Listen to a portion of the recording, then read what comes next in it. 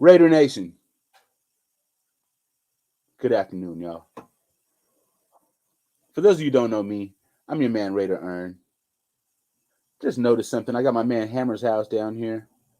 I don't know how this stuff got here, but it is what it is. And up here, I like this. I like this over here. Hey, it's over here. Yeah, that one right there. A Hammer. Eh. Anyway, go mess with my man. You know what I'm saying? Go mess with my man Hammer. That's where I got my start. Uh, Hammer's the shit, bro. That's my man. Um, that's my dude. I can't really put it into words. Hammer's my man. That'll always be home for me. The point of this broadcast today, I basically just want to chop it up with you guys, let you know what my channel is about, who I am. So my name is Raider Earn. I'm from Oakland, California. I currently reside in Vallejo, California. I'm a big time Raider fan, as you guys already know. That's my true passion. Raiders are my team from birth to death. I try to know as much as possible about that team, as knowledgeable as possible about that team. I know a lot of the history. I was born in 1976. My mom's a big time Raider fan. So I was born into this. From the time I was born, my mom was like, "You're going to be a Raider fan." And I was like, "Oh, I don't like football." And she's like, "Well, too damn bad. You're going to be a Raider fan." Okay, I'm going to be a Raider fan. So I just grew up that way. I remember watching Raider games after they moved to Los Angeles. Oh, we used to watch them on KSBW Channel 8 here in the Bay Area. 49ers were taking over the Bay, and we used to catch hell, but I still stood tall, still stood firm. It's still my team, and I don't give a damn if we win another game or whatever. I'm going to talk shit about us if we don't win another game, but that ain't going to change my fanhood, not even in the least. I also want to talk about some Warriors. I want to talk about some Oakland athletics. I love the sport of boxing. I love it. I love it. I love it. I was raised on Mike Tyson back in the day. That's what really piqued my interest. And I've just been watching it ever since. I really absolutely love the sport. I love the sport the way that it's supposed to be done. Uh, I love the way boxing is drawn up. It's the sport of hit and don't get hit. People don't like the Floyd Mayweather style of boxing, but I feel like that's the way boxing is supposed to be done. Anyway, we can talk a lot about Raiders on this channel. So those of you guys don't know, I'm a big supporter of anybody who wears the silver and black. I mean, if they're a shit player, I tend to hold on to them until they're just absolutely it's painfully obvious that they do not want to be a Raider or should not be a Raider. A la Damon Arnett. I love Damon Arnett when he got drafted. I absolutely love that pick. I love his physical aggressiveness, his man-to-man style of play, his swag. I loved everything about the dude, but we've seen so many things with him, just flaws in his game. The one that stood out the most, which was icing on the cake for me, was the Miami game where he got burnt down the left side. I can't remember the receiver that beat him. I don't think it was Waddle, even though it could have possibly been. It was on the left side of the field. We're going to the right side of the television screen. He got burnt, and then he got burnt, and the receiver caught the ball and fell down. Damon Arnett came behind him and just ran past him, didn't even touch him down. Our rookie Trayvon Merrick had to come over there and make the tackle. At that point, I knew this isn't going to work. Then we see the man on Instagram, or was it TikTok? I think that one was TikTok, pointing guns and talking shit. And this,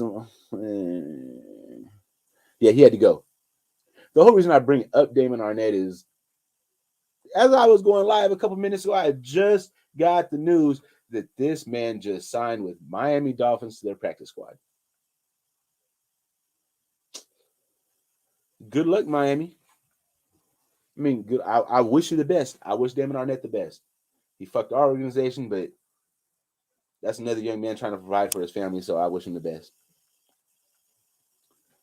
So I guess the way we'll do this is I'll just go around through every position and try to talk about the position and give basically just my opinion on it. Again, I'm the positive person. I like to see the positive in everything, unless it's just painfully obvious that there is no positives.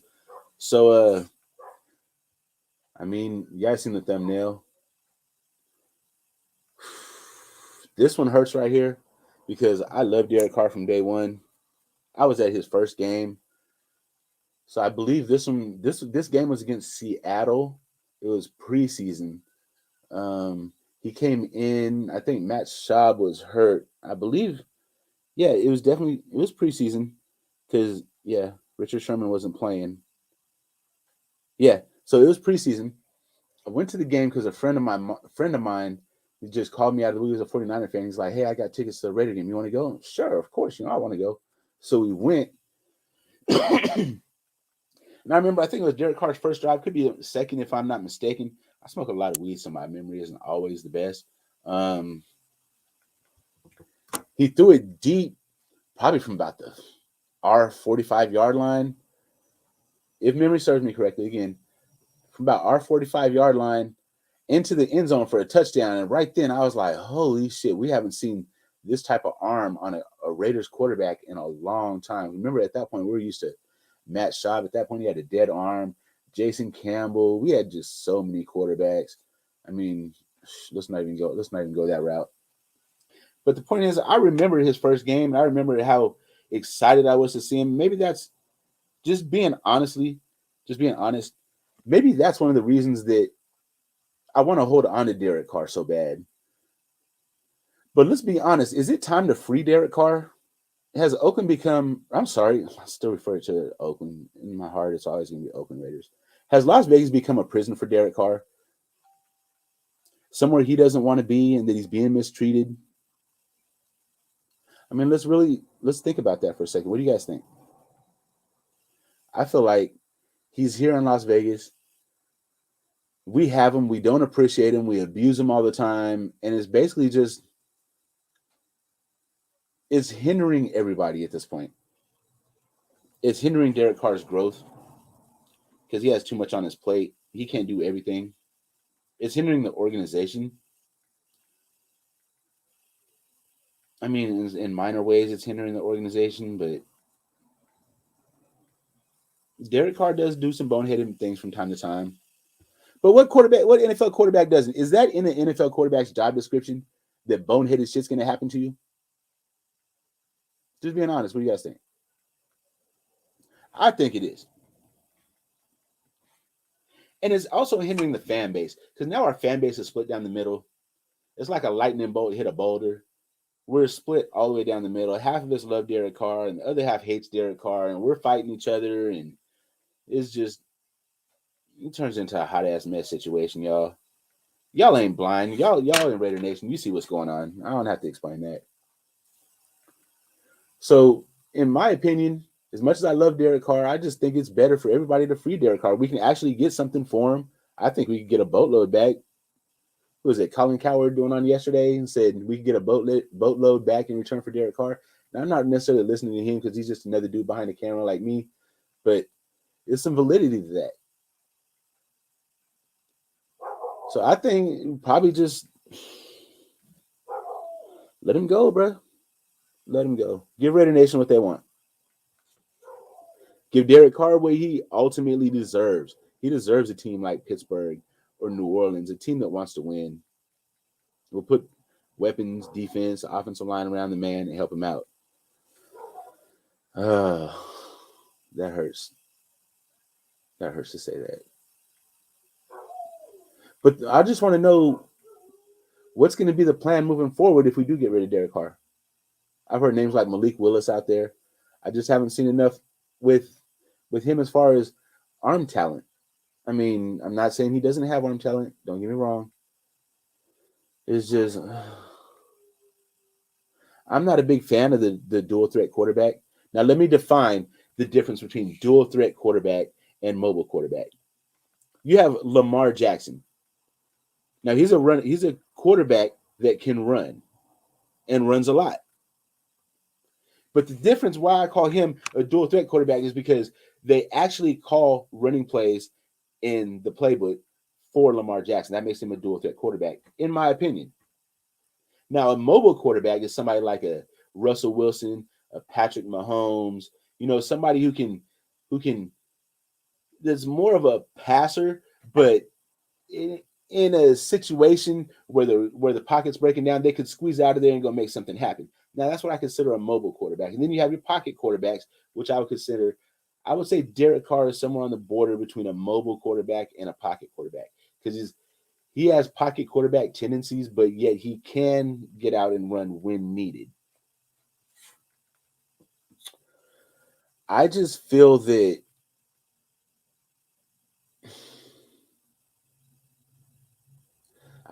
Derek Carr is the best fit for our team right now at quarterback. I know it sounds contradictory to what I'm saying, but I'm just tired of the always being at battle with my brothers behind this topic about the Raiders, Derek Carr. I'm just tired of it. So I just feel like just give Raider Nation what they want. Let him go away and we can get another quarterback. And if it doesn't work out, I'll be here to tell you motherfuckers I told you so. But if it does, I'll be here cheerleading. Like, you know what I'm saying? No problem admitting it. It is what it is. But enough about the quarterback.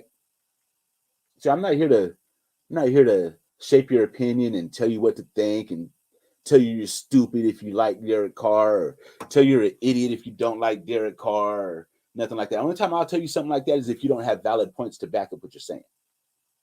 But I'll never get mad at you for your opinion if there's any validity to it. Next player on offense, you already know who it is. It's my man, number 28, Josh Jacobs.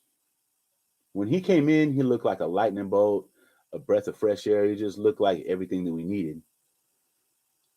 Behind that offensive line, he was running behind with Rodney Hudson and Gabe and Richie,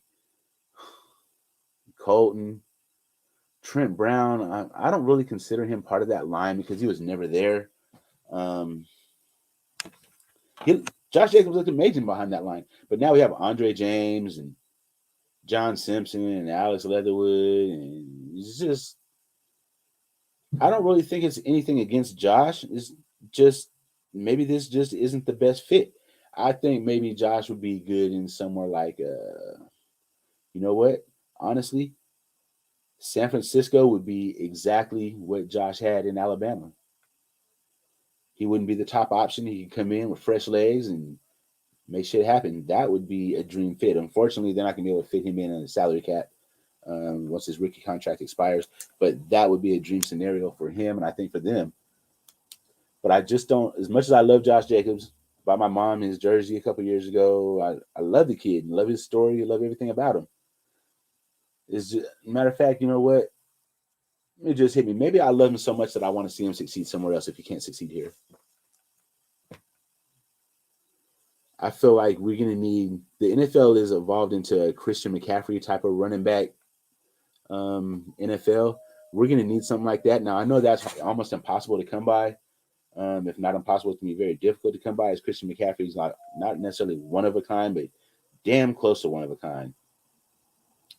So I know it's going to be hard to get. But in a dream scenario, that's what I would want. Now, when we're looking at free agency on who we can get to replace Josh Jacobs, is I don't know, bro. Uh, College is always a crapshoot. I don't know. I'm just not feeling too good about that position right now. Unless we can go out and pluck Derrick Henry from somewhere, from Tennessee, something impossible, but maybe. Nah, probably nah. Okay, let's move. Let's stay with the skill positions. Wide receivers, definite upgrade, man. Definite upgrade. There's no ifs, ands, or buts about it. Zay Jones is a good kid. He works hard. He's doing the best he can, but this is the NFL and we are the Raiders, man. Like we are used to having, like Al Davis said, we're used to having the best players, the best coaches, the best everything. And sorry, Zay, bruh, love you, bruh, but you're not the best. We as Raider Nation deserve the best. I really, really, really want Devontae Adams. Unfortunately, I feel like Green Bay is going to franchise that man, and we're not going to have action at him. Uh, so next on the list for possible acquisitions, we get Allen Robinson. You guys really think Chicago's going to franchise him? I'm not sure if they have already. I'm pretty sure that they have, but I'm not all the way sure. Um, I just don't feel like he's making a big enough impact with the Bears right now for them to justify franchising him. So I feel like they're going to let him walk, and we'll be able to grab him up there. I'm really hoping. I'm really hoping because the next one on the list is Chris Godwin, but all indications are that he's going to stay in Tampa because who would leave Tom Brady in Tampa, especially if they win another championship this year? I don't see anybody leaving, or don't see him leaving that situation. And we find ourselves in an unenviable position of having to look for another number one wide receiver. We've drafted Amari Cooper, number one draft pick. Well, we got back another number one draft pick for him. We drafted Henry Ruggs. That was looking wonderful. The trajectory is going up. Everything was looking amazing. But then just out of nowhere, one dark night, some bad decisions were made and cost somebody their life, and it's horrible. And shout out to Tina. Sucks like, that things happen the way they did. But is sometimes, that situation is just, let's not even talk about it because it's not a good situation to speak of. But anyway, yeah, we lost that draft pick with no compensation. It was just, so now we're back at square one with a wide receiver. So let's break it down. Our wide receivers are Brian Edwards, Zay Jones, Deshaun Jackson. Coach, how you doing, sir? Yeah, we definitely need upgrades, wide receiver, like a lot of upgrades. We're gonna have to address that through free agency as well as the draft. Personally, I like Michi Williams out of Alabama. Not quite sure when he's coming out, but when he does, if he's available, I think we should jump on that. Thing that worries me about that is that'll be our third number one wide receiver from Alabama, or third first round draft pick wide receiver from Alabama. And I kind of don't see that happening. I don't know. Anyway, next position, Darren Waller. Darren Waller. Another guy, I love his story. He's a good dude. I mean, he doesn't get in trouble. You don't never see him like, with a cocky attitude on the field. He's not fighting. You don't hear him in the media. He's not throwing anybody under the bus. He's not doing wild. He's not like Jamarcus Russell showing up to press conferences with fucking diamond earrings and a mink and shit and don't know nothing. The guy seems to do everything right. It's just, I get a vibe from him that he just doesn't want to be here. Now, my reasoning for that is just when we're on the cusp of getting pushed out of the playoffs, where is Darren Waller, y'all? Like, where is he? If you want, I can go get a milk carton and get you the 1-800 number off there, and you can call. And like, if you've seen Darren Waller, you can call them and tell them to go get him. But I just haven't seen him. Man has a lot of talent, but he's another situation where he has value. If we're gonna rebuild, just bring in the bulldozer and just knock this whole thing all the way down. Just knock it all the way down. Just let us build from the top. I mean, from the bottom. Just started with a new foundation. This is the perfect opportunity. We have to bring in a new coaching staff anyway. Let's just have a fire sale. Just get rid of everybody. Get draft picks. Try to bring in some veteran leadership in key positions. You know what I'm saying? Before we do that, we gotta hire a president. Then the president has to hire a GM.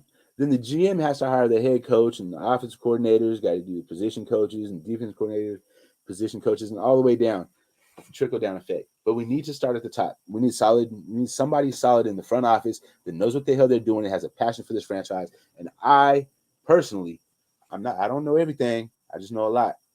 I think that man should be Louis Riddick. He has a love for this franchise. He knows what he's doing. Strong personality. He's not going to take no shit from nobody. I get a good vibe from that. Sorry, back to positions. We were talking about Darren Waller. I just don't think the man want to be here. We should have a sit down with the man and ask him to be honest, bro. If you want to be here, let us know you want to be here, and we'll keep you here as long as possible. If you don't, just communicate that 100%. We'll trade you somewhere, you know what I mean, where you have a better shot to win the championship. While we're in a rebuild, we'll be able to get something for you, and it might work out for everybody. Offensive line, let's start right next to Darren Waller at right tackle. I don't think there's any debate about this. This position has to be addressed, and it has to be addressed immediately. Immediately. Immediately. All the pressure. I'm sorry.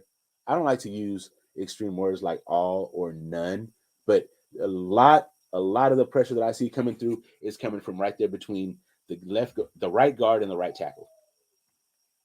That position has to be addressed, and I'd like it to be addressed with a free agent. I can't see putting another rookie over this. So then you would have 3/5. I'm sorry, four fifths, 80% of your offensive line would be rookies.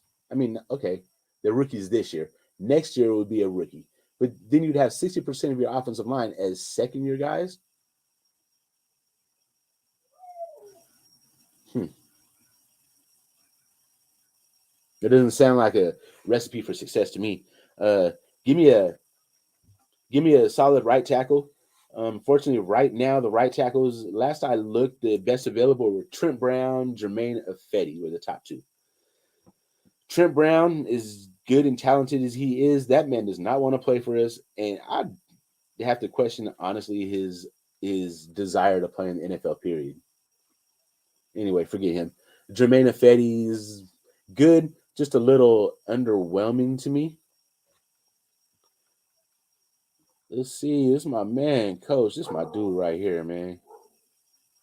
Anytime an organization is going to rebuild, you might as well revamp the whole team and the coaching staff and the GM, the quarterback, Derek Carr, which is team from the coaching staff to GM quarterback Derek Carr wishes hate to say it. Yeah, Derek, let him go. Let him go succeed, man.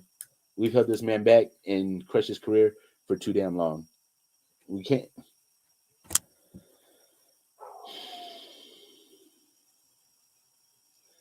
Yeah, coach, what are we talking about? Because the next general manager, the coach is going to want their own quarterback. You know what? I believe that, and I think it's fair to the next general manager and quarterback to let them have that as well. Let them bring in their guys. Let them do, you know what I mean, and build this team in their image the way they want it built. Uh, yeah, I just don't see anything good in the draft the next couple years. I like the kid out of Alabama a lot, quarterback. Unfortunately, he just seems a little small. He might be a little frail. But then again, to be honest, that's the same thing I thought about Kyler Murray coming out too. Hmm. Hmm.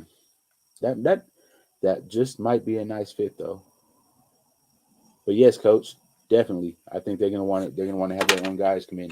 And if we got rid of, not necessarily, I hate to use the word get rid of Derek Carr, but if we freed Derek Carr and let him go somewhere else, we would get a nice little compensation package back. So that's where we could use our draft capital and maybe package some things together and move up and get a top quarterback. You know, you never know with the whatever GM, president, and head coach combination bring in, it just might happen. Right guard, Alex Leatherwood, he's not going nowhere. We're just going to have to get used to it. He's going to get at least 2 more years to prove himself. And if he doesn't do anything then we could think about that. But realistically, he's not going anywhere in the meantime. This draft class is loaded with a bunch of linebackers, defensive ends, safeties, wide receivers, offensive linemen. The only thing it's weak at is the quarterback position. Even cornerback is loaded. Hmm. Hmm. Birdman hand rub. So my man, Coach Dante, he studies like college football and all these things all the time. I'm more of a professional football type of guy. I watch some college football from time to time, but I don't really start focusing on it till the combine and things like that. But if Coach Dante says it, Mark that, book that shit. That's gospel. I just have to do a little bit of more research to be able to speak on it. Where did we leave at? We left off at Alex Leatherwood. So we're gonna talk about Andre James. Andre James, the first couple of weeks of the season, he looked absolutely horrible. It was like, oh my God, this guy's like just a boulder just sitting there. You just run around and he's not gonna move. But as the season went by, he's changing my mind. He's looking halfway decent. I think we could actually keep him. Do I think he's elite? Definitely not. I don't even think he's above average at this point. I think he's slightly below average, but he has a high ceiling. So I can see, in the future him panning out and doing pretty good. So that's Andre James. John Simpson. This guy got to be replaced. The only thing I can see good with keeping him is he's young. I just don't really see anything else there, y'all. Like, I really don't. He's big and he's young. I mean, maybe if we got the right offensive line coach in there to do something with him, they could do something, but name another team John Simpson could start on offensive line at left guard. Name one.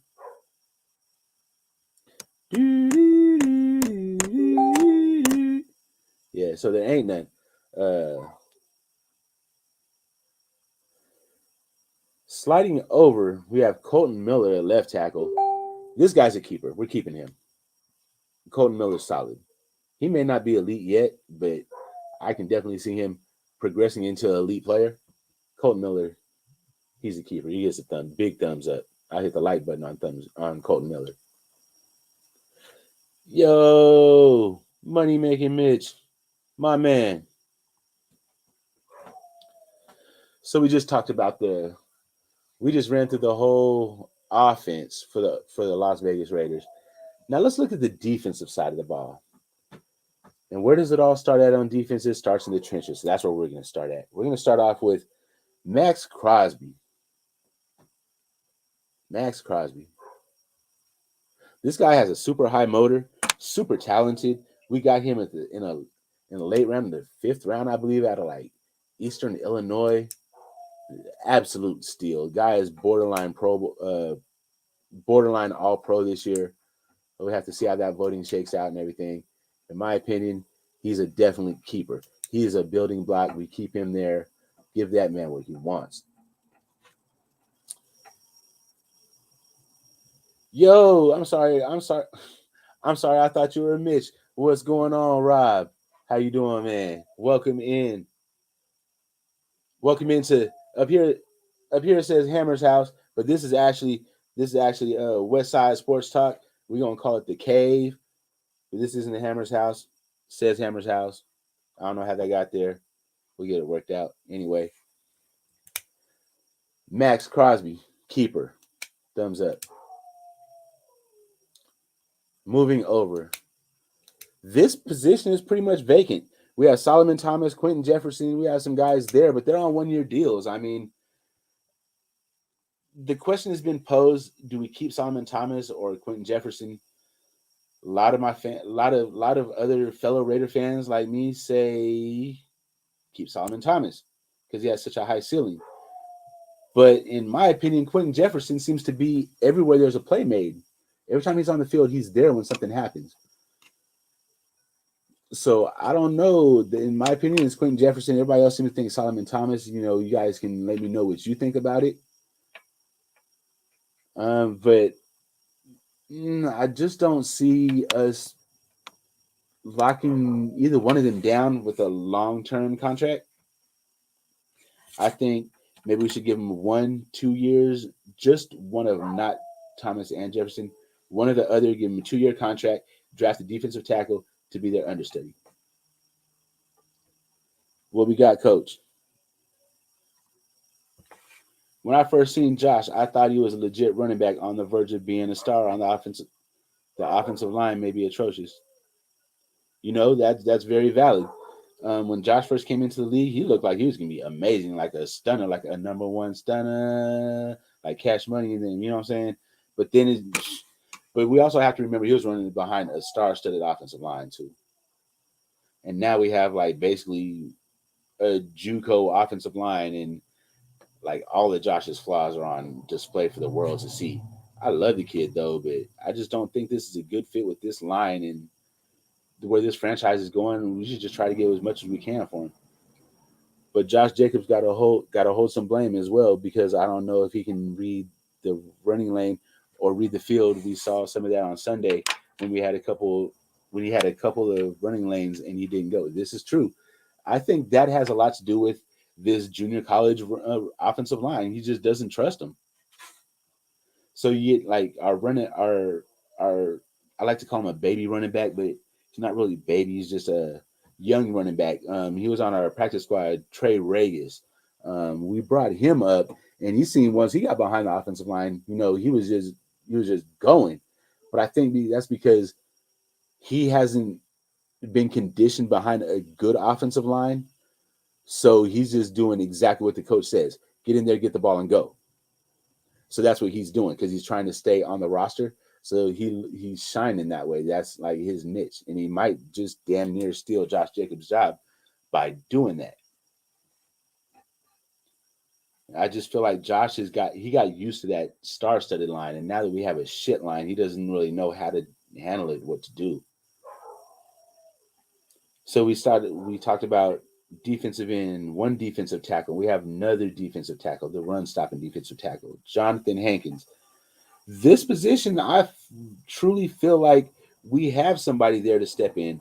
I think we should keep Jonathan Hankins and and not 100% sure. Like I'm not like fully convinced this is what I want to do on this, but I think we should keep Jonathan Hankins and Darius Falone.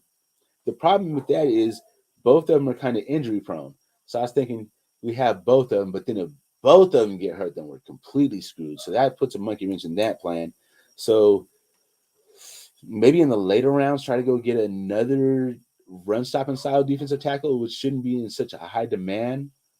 Um, Now we move to the other defensive end. We have Yannick Ngakwe. I believe he's on a nine. I thought he was on a 9 year deal. It could be even a 12 million. I'm sorry, not a 9 year deal, a 9 million year deal. Could even be 12 or 13 million dollars. The man is putting up numbers. We got no production from that position last year. He comes in. He's got sacks. He's got he's got the tag. He's got the numbers. He's got the sacks. He's got the pressures. He's just to me, he's earning his money. So I believe that there is like not really even up for debate unless you want to talk about depth at that position. He's keeping that job. I'm open to a discussion about depth, maybe bringing somebody under him and to spell him from time to time and learn from him. So when time does come, he could walk and it won't be a big drop off. Let's talk about our linebackers. Now with these linebackers, we're gonna have to have a real talk about this one, y'all. We have Denzel Perryman and KJ Wright, and then we got guys like Divine Diablo. So what I'm trying to say is we have guys that are accomplished and old, like in KJ Wright, knows what he's doing. He's a solid veteran, but he's older now and he's lost a step, and we saw that early in the season. He can't keep up with the running backs. I mean, once he does line somebody up and get a target on him, he's blasting through him. But it's just he's a little bit slower now and he's lost a step, and I don't see him staying next year. Love Denzel Perryman. Love Denzel Perryman. He's leading the league in tackles. Or I don't know if he's lost that stat recently. Um, but where he at? I understand injuries happen, but bro, we gotta have the best ability is availability. Gotta have you on the field. So I think he's already under a 2 year contract. So keep him around for next year and draft another player, a younger player that can come in again, be his understudy. We got to start thinking about building this future, y'all. We can't just keep on slapping bandages on broken legs. We have to fix the root issue, or else we're just going to keep on having problems. If we don't take that rotten root out of the tree, the whole damn tree is going to be rotten. I mean, and you're seeing that now with our team. Cornerback. So right now, as it stands, we have Trayvon Mullen. He was our second round pick out of Clemson. I like the guy. He's just coming back off of IR. He didn't have such a good game against Kansas City. That's not really indicative of how his career has been here in Las Vegas. Um, I like the kid. I think we should keep him. We should bring in some competition for him, though. If we bring in another defensive back, another corner, and he happens to beat Trayvon out, then Trayvon will just be the third guy. I like Casey Hayward on the other side. Is he up there a little bit in age? He is. Biggest question mark is he's a Gus Bradley guy. And if we completely wash the staff from top to bottom, then we're not gonna have Gus Bradley here no more. So is Casey Hayward gonna still be here? Or is he gonna want to be here? And then if he does want to be here, is he gonna thrive in the next defensive coordinator's system? I think Casey is a system guy. He does really, really good with Gus. I think he should go wherever Gus goes, which is going to leave us screwed again because then we're going to have Trayvon Mullen as our number one corner. We're going to be out there on the cornerback market looking again.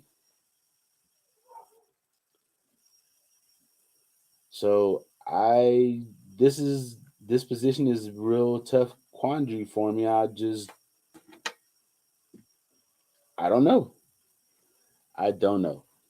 If we bring in Dan Quinn, defensive coordinator, then I can see keeping Casey Hayward because Dan Quinn is basically an offshoot of Gus Bradley. Holly, salute Holly. Appreciate you.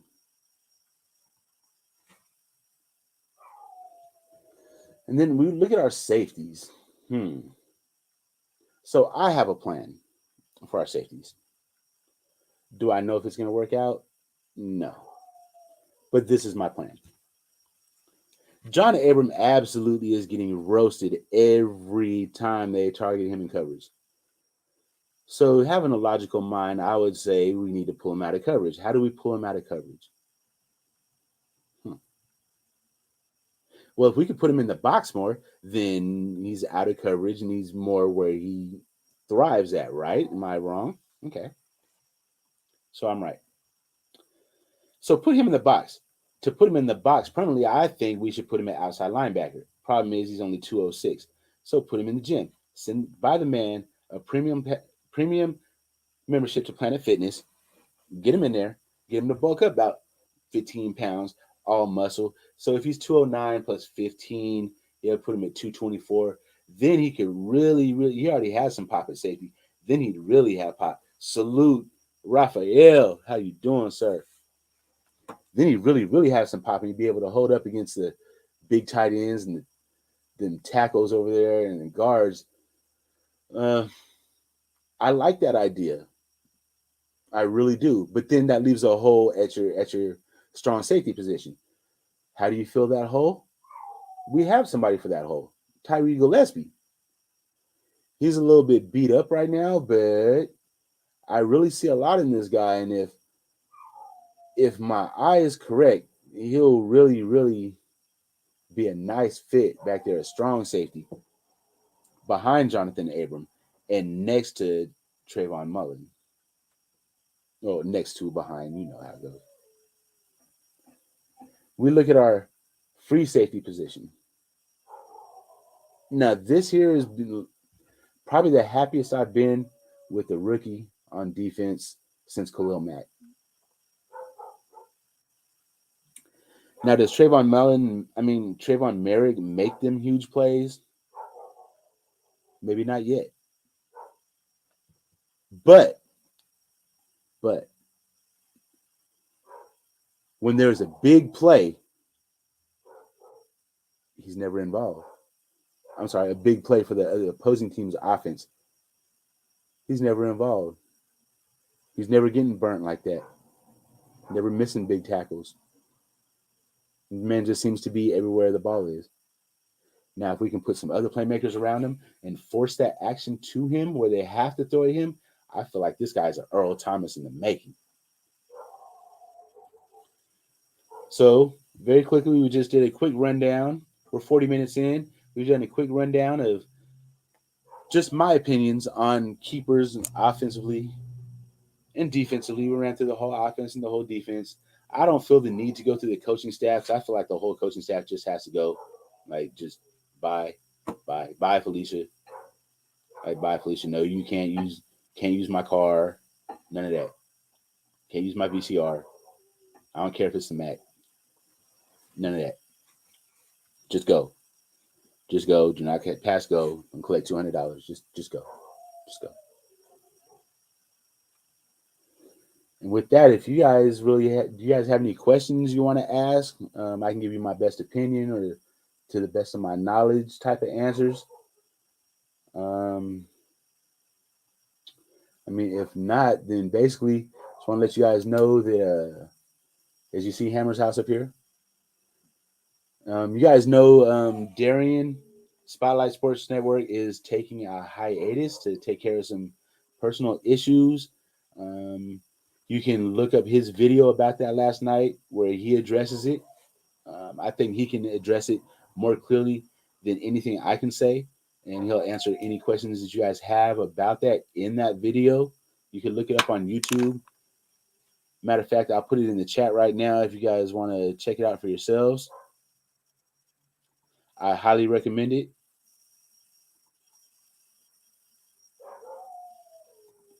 I'm putting that there now for you. But I want to salute my man. Just want to let him know, bro. Words can't even express my gratitude for you, man. You're the one that gave me this platform to be able to talk to Raider Nation.